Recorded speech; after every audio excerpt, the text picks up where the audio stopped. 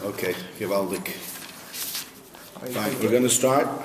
As I said to Daniel Bumstick, that my plan is to make this a bit more discussion and a bit less shiur. And if you guys feel at any point in time that the level is not high enough, we can raise the bar for next time around. So it's just I'm going to work with whatever you guys want. It's not so much for me. Right. So I want to start start page 1058. I brought a Chumash because it's kedai to have a look at it. I think any time you go into any sugya, any new masechta, really, it's interesting. It's kedai to see the psukim that lead into the thing. So 1058. We're in Devarim Perek Chav Daled Pasuk Aleph. As soon as you get to that, you get to the. So you have to see all of the because the whole Gemara, everything is going to be built around the psukim. The whole masechta is going to be built around this. I mean, the truth is that even within this, there's very, very little that's going to be built on the last psukim. It's only the first two psukim. And then we'll just go through the first two psukim, see what we can take out of the first two psukim, and then, we'll go through the whole parasha, go back to the first two psukim, and then we'll go back into the Mishnah.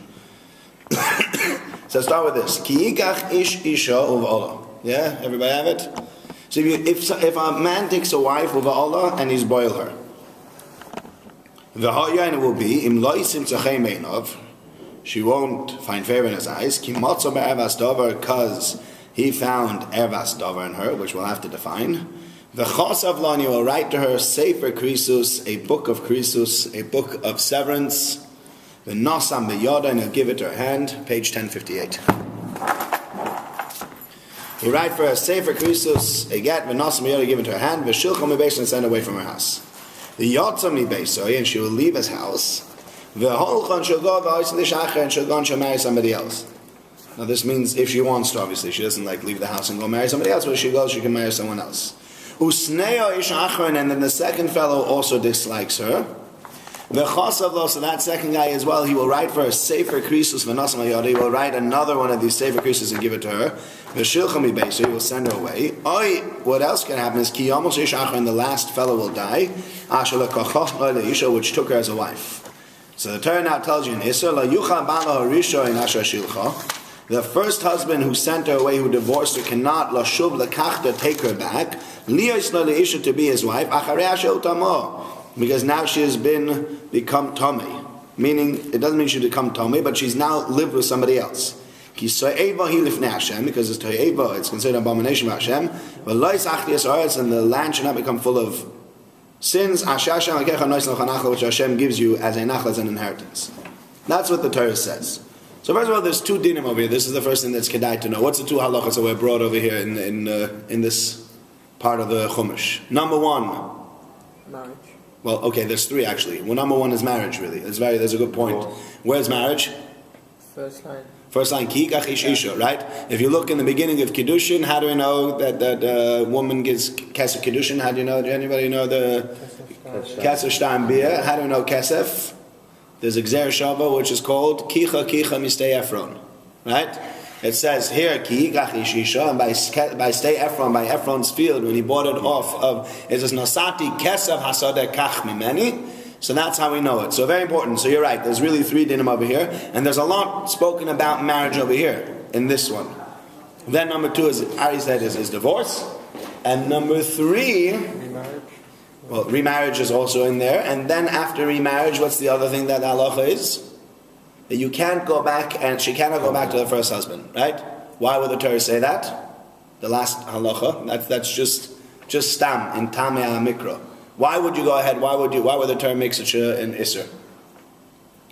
What's the chashash? What's the Torah nervous about? Frivolous divorces. That's right. What are you going to do? Wife swap. Yeah? You want to do a wife swap. So you go to someone and says, you know what? I'll divorce my wife tomorrow. You'll divorce your wife tomorrow. We'll swap. We'll do it all legally. Then they'll get married. Then we'll divorce again. And we'll send them back. All legal, right? Look, the Torah wants to, because if you look at the Torah, there's a lot of things in here. You'd say to yourself, well, who are we speaking to? Speaking about homosexuality and bestiality and incest and all these other things. So the Torah... I thought it was only a Kohen that can't remarry the wife. A Kohen cannot remarry the wife right away. Yeah? A Kohen cannot remarry the wife right away. So that means if a Kohen gets divorced, he cannot marry this woman again. Whereas a regular person, he can remarry his wife, as long as she's not married to anybody else. And it means only married. If she's had a one-night stand with somebody else, and then he wants to remarry her, he's allowed to, as long as she's not married to anybody else. But the Torah wants to stop this whole idea of swapping around. Okay, so now we've seen these psukim. So let's go back now to the first pasuk, and take it apart one piece at a time, and then we'll go with Tar Mishnah. Ki kach ish isha, that's what Josh said already, that what? That's Kiddushin. Uva Allah, any thoughts on that? Necessary or unnecessary in the pasuk? It's way of acquiring. So that's the answer. That's the answer. So 1 second. So, but let's go back to the question before you give the answer. I mean, the question is, if a man marries, where the Torah doesn't say it, the Torah always tell you that a man's going to marry a woman, then he's going to be together with her. The Torah doesn't have to say that. That's the natural progression of things. When people get married, usually that's what ends up happening. If not, then there's an issue in the marriage. Yeah? So therefore, the ki ikach ish isha, a man will marry a wife, uva Allah, and he will be boil her. That's superfluous, right? Says Ari, and this is what's brought in Gemara Kiddushin. Uva Allah teaches you that you can be koina a wife, you can acquire a woman with Kiddushin, with bia. Bia is a type of Kiddushin. V'hoya, and it will be im loisim tzochem beinov. She won't find favor in his eyes. Why? Ki motza ba ervas dover. Because he found an ervas dover. How would you translate ervas dover? This is a big machlokes in the Gemara. A hidden thing. Pardon? Like a hidden thing. Of what sort? She's already had relations with someone else. Okay, that's one way of saying she's had relationships with someone else. What else could you say? Either that, or, I mean, what are the reasons? Let's put this on the table as well. Is a husband allowed to divorce his wife just because he wants to? Does he have to give a good reason for divorcing his wife? No. Can he just, no? Yes? No? Anybody? You can't just do it if he wants to. He's got to have a reason. You're saying he has to have a reason, you're saying he doesn't have to have a reason. Why not? It's his choice, his preference. He decides he doesn't want to marry her anymore. Right, okay, and you're saying? He does have to have a reason. Why does he have to have a reason? It's a big thing. It's like divorcing a wife is massive.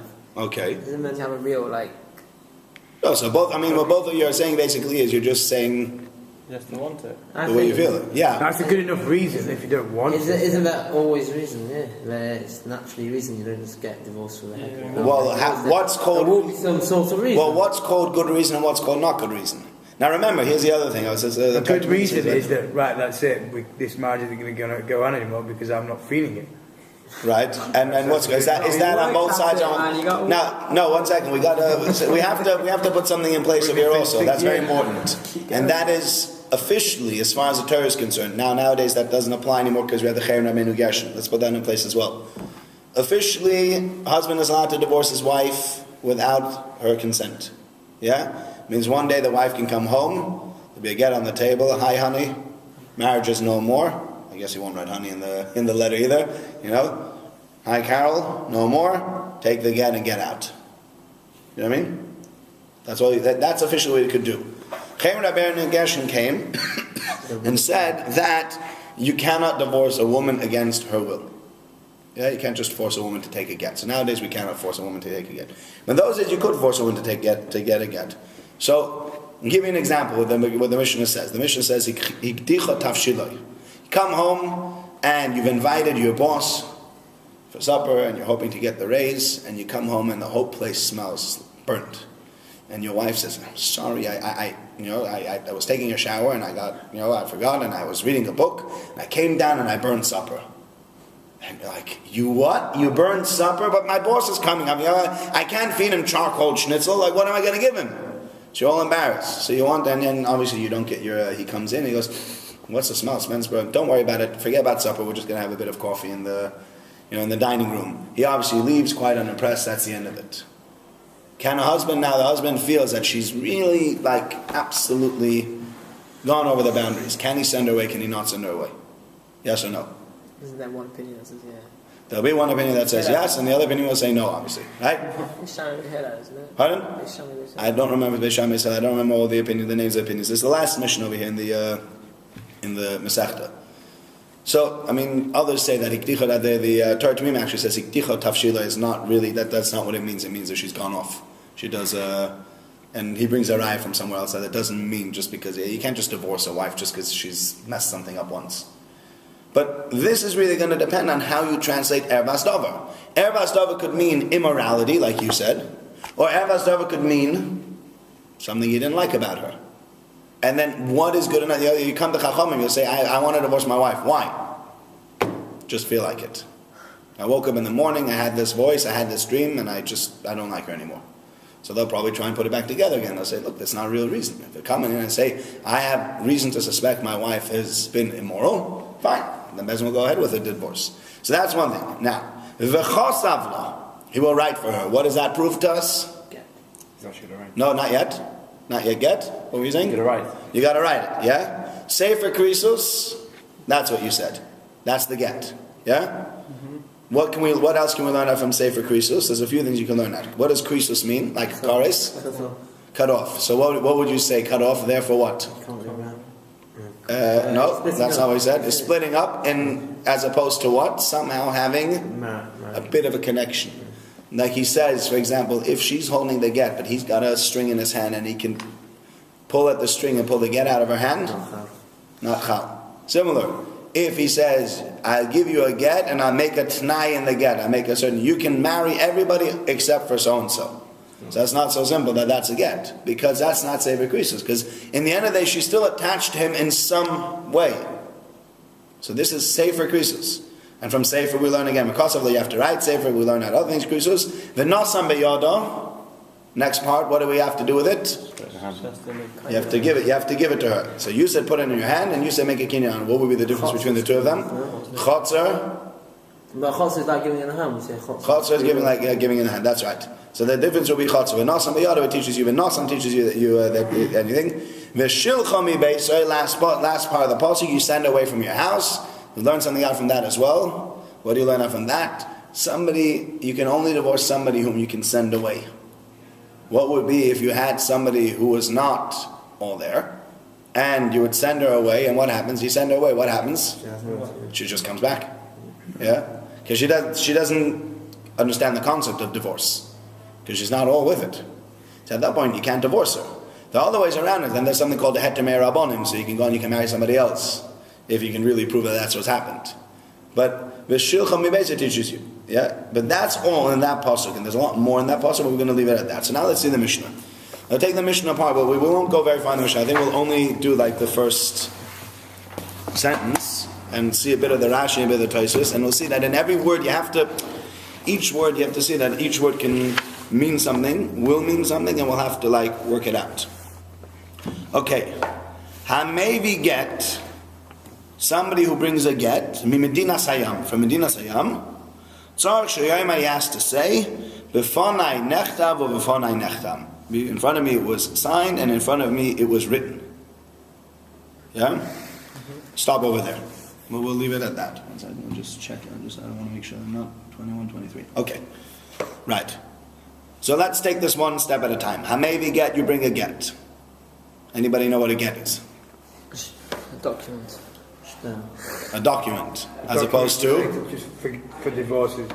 Pardon? A get is a document specifically for divorces as opposed to just a document. Is it a document specifically for divorce or not? So you said a document, you said document for divorce. What's the difference? Did you see Tosfos? Over here. No. So a get, so that's the first one. We need to work out what a get is. And we'll see the Mishnah that Tosfos is going to deal with this one. I'll tell you a story afterwards when we see this Tosfos. So slowly. So I maybe get you somebody who brings a get. So right away we have to, when you say shtar, we know what a shtar is. But get is a new word. So what is a get? And a get specifically, we'll see soon, that a get is used as a document really. It's not only used to describe a bill of divorce. A get can be used as any other document. Yeah? Medina Sayam. What does Medina Sayam mean? Where? Chutzlaretz. So why does it say Chutzlaretz? Should say maybe got me Chutzlaretz. No, because we say some part of Chutzlaretz has got a din of... But we're not getting to that yet. That's all the other mandamim. That's the next mandamim. Because different people can say different things. But this one, so we'll have to see. Rashi's gonna deal with it. But And Tais is going to deal with it, but we're going to have to deal with this as well. And this is the point that you have to, when you read it, you have to always think about it. And maybe again, you're reading from Medina Sayyam. What is Medina Sayyam? What's the literal translation of Medina Sayyam? Across the sea. Across the sea. So what? So if you get a get from London, you don't have to say Fanei Nechtam. It's not across the sea. Across the sea from Israel. So then Jordan. Across the sea. Okay, so let's go. Like what you said. If you're saying cross the sea from Israel, what about Jordan? Egypt. What about Syria? Egypt's not across the sea. Yeah, but when we're talking about the Shema, Pardon? when we're talking about the Shema, if it's across the sea or something. Well, don't go there yet, because that's going to be further down the line. We'll have to see about this Lishma, because it's not guaranteed, it's not definite that this is for the Shema. Right. Okay, so you have a maybe get, you bring a get, we'll just define get. Medina Sayyam, from Medina Sayyam, which we'll have to define why we use Medina Sayyam, why don't we say Chutzar, why doesn't he say exactly what it is? Tzar Sheyoma, he has to say. Who's he? How'd you know that? The guy at the guy who's Rashi, the guy who's writing the get. Divorcer. Rashi deals with it. Rashi deals with it, so we'll have to get to Rashi, okay? We'll have to see where Rashi gets it from. But Tzar Sheyoma, he has to say, right? Again, we've been very ambiguous over here. Tzar Sheyoma, he has to say. Who's he? Saying it's obvious. Why is it obvious a shliach? I can give you 3 options at least. So you tell me which one of the options and why they're no good. The husband? Yeah? That's no good because obviously it was written in front of him. Why? It's a get, it's not a valid get. It's not valid get unless he's put it forward. We don't know that at this point. It could be the husband. And it wouldn't be before 9 nechtav. Why not? Because it's not in front of me, it was signed. I signed it. The husband doesn't sign the get. Husband doesn't sign the get. The get is signed by 2 Aiden. The husband does not sign the get. The husband... He can't be a witness. He doesn't write it. He cannot be a witness on his own get. The husband is not the one giving it to the wife. It's the He is, and the husband can give it to the He wife. initializes it. Well, I'll tell you the answer. I've been by a few Gittin. Baruch Hashem, not my own. I've been by a few Gittin. The business called me up once in a while because they need 3 dayanim. So I don't know much about Gittin. They have 1 dayan that knows what he's doing, and 2 other people that sit next to him that are the dayanim for the get. And the 3 of us, we sit together. The dayan in the middle is usually, I've been for dayan Kraus. What do you want, a pencil or pen? All right. Yeah. So the dayan that sits in the middle that presides over the get, he takes care of everything. And I've not seen the husband giving over the get to the wife yet, but that doesn't mean that he cannot. The husband can give over the get to the wife. He decides, we'll have to see whether the husband has to say b'fanei nechta or b'fanei nechta. Then there's a shliach. There's 2 types of shluchim. What are the 2 types of shluchim in get? Anybody know what the 2 types of shluchim are? Because the Rashi mentions it. What are the 2 types of messengers that you can send? Well, look at the Rashi. V'shliach zeh, v'shliach, ha'ba'al asoi shliach lo'haylacha. The Baal, the husband, made it a shliach lo'haylacha. So there's 2 shluchim. They're called a shliach lo'haylacha, shliach le'kabbalah. Which is which, and what is the difference between the 2 of them? Shliach is a woman, so if a woman put someone to be makabel get. Means what? Therefore, and what can that shliach do, and what can the shliach lo'haylacha do? Makabel get on her, maybe get a chayim, makabel get by. I mean, makabel on behalf of me. Right. Yeah, he can accept on our behalf. Whereas a shliach l'haylacha, whose shliach is he? The husband's, and therefore what? What can he do? He can give the get. He can only deliver it. So there's 2 types of shliach who delivers the get. That's called a shliach l'haylacha, like the word lehalech or lahaloch, to walk. Yeah, halech.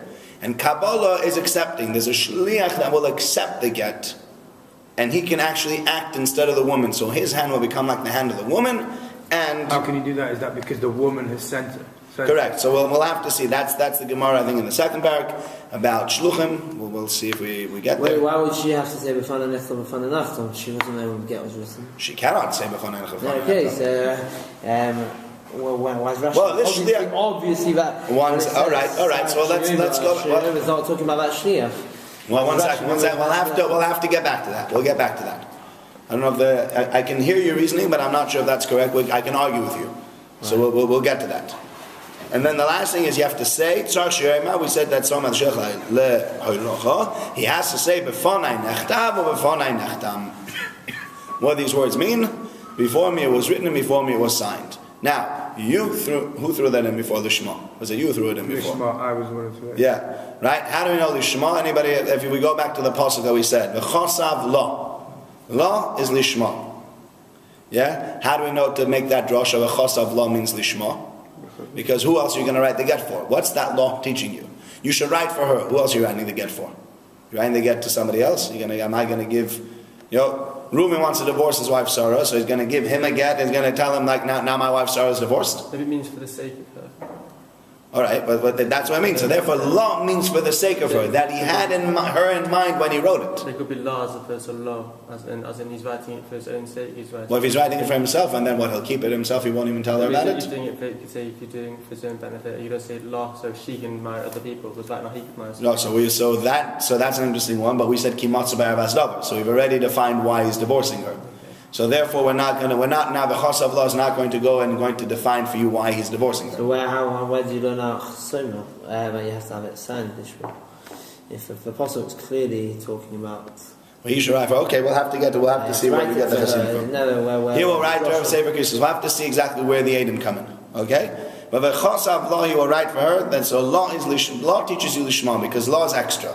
Because who else is going to be writing this get for if he's not writing the get for his wife?